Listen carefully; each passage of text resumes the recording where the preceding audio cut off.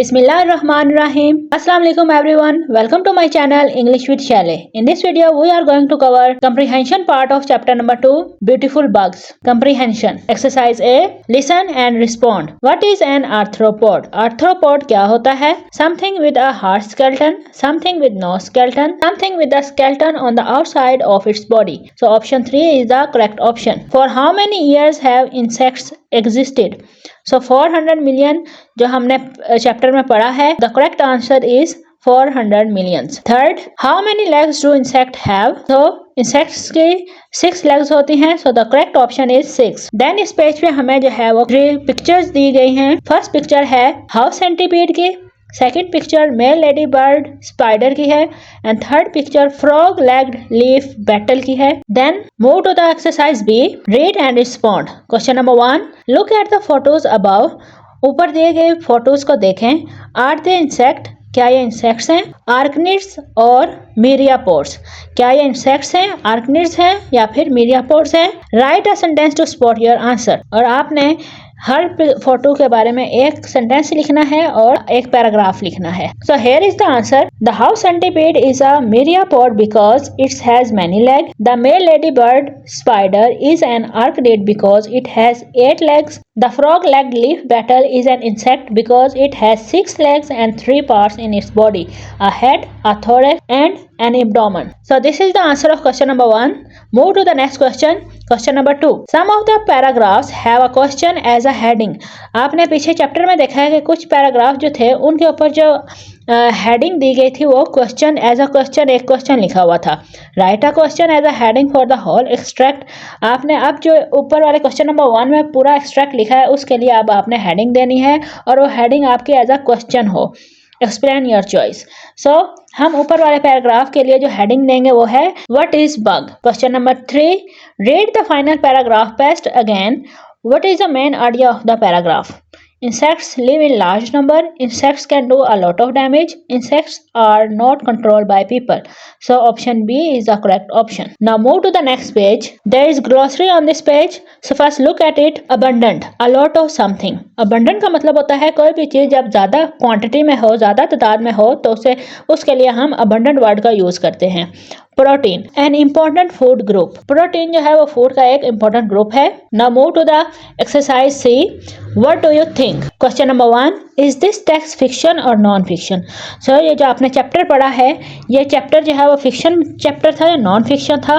तो ये चैप्टर जो था वो नॉन फिक्शन टेक्स्ट है बिकॉज इसमें एक तो फॉर्मल राइटिंग यूज़ की है और सेकेंडली इसमें जो है वो फैक्ट्स और रियल इवेंट्स के बारे में बात की गई है. इसमें इमेजिनेशन नहीं यूज़ की गई. तो ये टेक्स्ट जो है वो नॉन फिक्शन टेक्स्ट है. How do you know? आपको कैसे पता चला? तो हमें इसी तरह पता चला कि ये जो है वो रियलिटी की बात की गई है, रियल थिंग्स की बात की गई है और फॉर्मल राइटिंग यूज़ की गई है. तो इसलिए ये टेक्स्ट जो है वो नॉन फिक्शन टेक्स्ट है. Work in pairs. Take turns to question each other about the information in the text.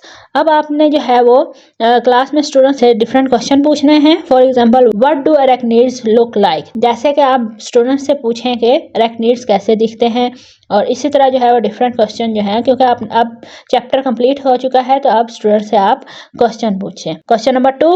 Work in small groups. What would you like to find out about bugs. आपको bugs के बारे में क्या जानना पसंद है? Choose one bug and think of some questions. किसी एक बग को चूज करें और उसके बारे में सबसे पहले क्वेश्चंस लिखें. Do some research. फिर उन क्वेश्चंस के बारे में रिसर्च करें एंड फाइंड द आंसर. और उन क्वेश्चंस के आंसर फाइंड आउट करें. To your questions tell the class what you have found out. So ये जो है वो एक क्लास एक्टिविटी है. सो आपने स्टूडेंट्स से ये एक्टिविटी करवानी है. Stretch zone. Find out the definition of true bug. True bug की आपने डेफिनेशन बतानी है. Write a paragraph with the sub heading what is a true bug. So आपने एक पैराग्राफ लिखना है सब हेडिंग के साथ कि what is a true bug. So here is the answer.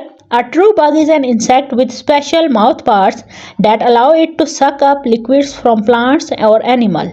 These bugs often have a triangle or shield-shaped body and can be found in gardens, on plants or even on animals. So true bugs ऐसे insects हैं जो कि अपने mouth के जरिए जो है वो लिक्विड या लिक्विडी पार्ट जो है वो एनिमल्स और प्लांट के ऊपर से जो है वो सक करते हैं, और ये जो है मोस्टली जो है ये गार्डन में मौजूद होते हैं, प्लांट्स के ऊपर। कभी कभी ये बग्स जो है वो एनिमल्स की बॉडी पे भी पाए जाते हैं। Page number 39, comprehension. Work with a partner to discuss the following question. Exercise A. Read and respond. What do you think the following phrases mean? Explain in your own words. A body of water. So, what it mean? A body of water refer to any large area of water such as lake and river. Then second one is mini life. Mini life हमें किस बारे में बताती है? इस phrase का क्या मतलब है? This phrase means small living things like tiny insects और micro organisms. Exercise B, what do you think? Question number 1. How do the subheadings give us an idea of the information in each paragraph? Subheadings जो है वो हमें कैसे information देते हैं कि paragraph में किस चीज को डिस्कस किया गया है? Give 2 example. आपने 2 example के जरिए जो है वो आंसर देना है। So here is the answer. The subheadings help us understand the main idea of each paragraph by giving us a clue about the topic. Here are 2 examples. Number 1, water world. This subheading suggests that the paragraph will talk about life in or around water, which is exactly what the paragraph does by describing bugs that live in or above the water. So water world जो paragraph इनने describe किया है, तो water world paragraph ये सब heading हमें पहले ही बताती है कि हम ऐसे कीड़ों का या ऐसे बग्स का हम स्टडी करेंगे जो कि पानी में रहते हैं या पानी के अंदर रहते हैं। और चैप्टर में हमने देखा है कि इस सब हेडिंग के नीचे जो पैराग्राफ था उसमें एग्जैक्टली यही बात डिस्कस की गई है। सेकेंड एग्जाम्पल हमारे पास है diving in. This subheading hints that the paragraph will discuss the diving battle. It focuses on how the battle dives underwater to catch food, just as the title suggests. So diving in paragraph में भी सब heading से हमने यही पता लगा था कि इस पैराग्राफ में ऐसे कीड़ों की बात की जाएगी जो कि पानी के अंदर डाइव कर सकते हैं, और फिर पैराग्राफ में भी यही चीज डिस्कस की गई थी। Now move to the question number 2. A topic sentence introduce the subject. Where does it come in the paragraph? Topic sentence जो है वो ऐसा सेंटेंस होता है जो कि सब्जेक्ट को इंट्रोड्यूस करवाता है। ये पैराग्राफ में कहाँ यूज किया जाता है? The answer of this question is the topic sentence come at the beginning of the paragraph.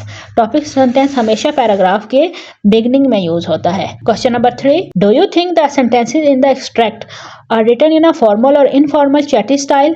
आपको क्या लगता है कि अभी जो आपने चैप्टर पढ़ा है पूरा, वो क्या फॉर्मल और इनफॉर्मल में से कौन से स्टाइल में लिखा गया है? The answer of this question is the sentences in the extract are written in a formal style. Exercise C, what about you? Question number 1, with your partners choose another water bug, do some research to find out more about it, write a topic sentence and then add some detail. What subheading will you give your paragraph? ये activity आपने student से करवानी है कि वो कोई भी water bug select करें, फिर उसके ऊपर रिसर्च करें और एक टॉपिक सेंटेंस के साथ स्टार्ट करके और एक पूरा पैराग्राफ राइट करें। Question number 2, swap your paragraph with another pair, read their paragraph. Is the information clear? Does the subheading fit the text? Is there a good topic sentence? Give feedback about what is good and what could be improved. ये जो है वो आपने class में activity student से करवानी है कि आपने पहले पेयर्स बनाने हैं, फिर हर पेयर जो है, हर स्टूडेंट का पेयर जो है वो पैराग्राफ लिखेगा और फिर वो एक्सचेंज करके फिर वो एक दूसरे का पैराग्राफ को आइडेंटिफाई एनालाइज करेंगे।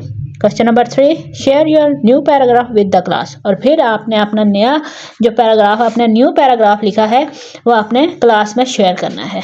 यहाँ पे चैप्टर का कंप्रीहेंशन पार्ट कंप्लीट होता है। नेक्स्ट वीडियो में हम इस चैप्टर का ग्रामर पार्ट कवर करेंगे। अगर आपको ये वीडियो अच्छी लगी है तो इसे लाइक, शेयर और सब्सक्राइब करना मत भूलिएगा। तब तक के लिए अल्लाह हाफिज।